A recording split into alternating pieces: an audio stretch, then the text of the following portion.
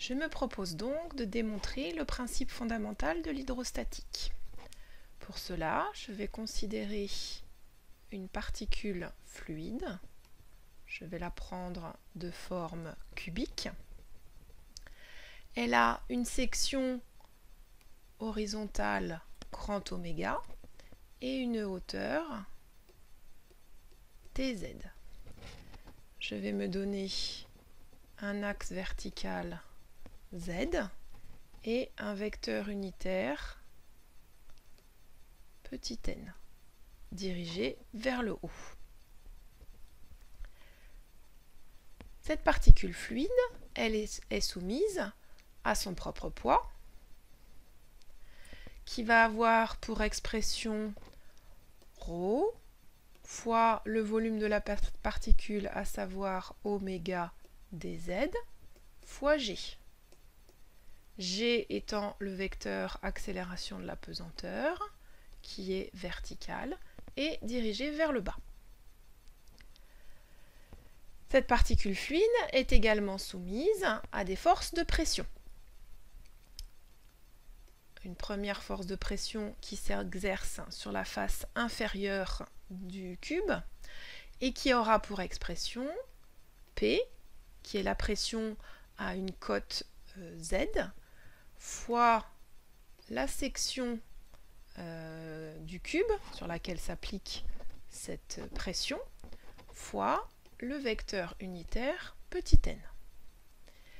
La particule fluide subit également une force de pression qui s'exerce sur sa face supérieure et qui a pour expression P plus dP, puisqu'il s'agit d'une pression à une cote Z plus dZ, donc une pression différente, multipliée par la section toujours du cube, donc sur laquelle s'exerce cette pression, multipliée par le vecteur unitaire, mais cette fois-ci, puisqu'il s'agit de la pression, la force de pression exercée sur la face supérieure du cube, elle est orientée dans l'autre sens, et donc on va avoir un signe moins devant. Sur cette particule fluide s'exercent aussi des forces de pression sur les faces latérales. Donc nous avons une force de pression qui s'exerce sur cette face ici, mais comme elle se trouve à la même altitude que la face opposée, eh bien les deux forces de pression vont s'annuler. Et de la même manière, la force de pression qui s'exerce sur la face avant du cube va s'annuler avec celle qui s'exerce sur la face arrière. Pour une particule immobile, il n'y a pas d'autre pression qui s'exerce sur cette particule lorsqu'on est dans le champ de pesanteur seul. On peut donc maintenant écrire le bilan des forces. Donc on va additionner les trois forces que nous avons écrites. Donc la force de pression qui s'exerce sur la face inférieure, P oméga petit n. La force de pression qui s'exerce sur la face supérieure, moins P plus dP oméga petit n. La force de pesanteur, ρ oméga dz g. Et si la particule fluide est immobile, la somme de ces trois forces est égale au vecteur nul. Puisque toutes les forces sont verticales, on va pouvoir s'affranchir de la notation vectorielle en remarquant que le vecteur g n'est autre que moins g en scalaire, fois le vecteur unitaire petit n.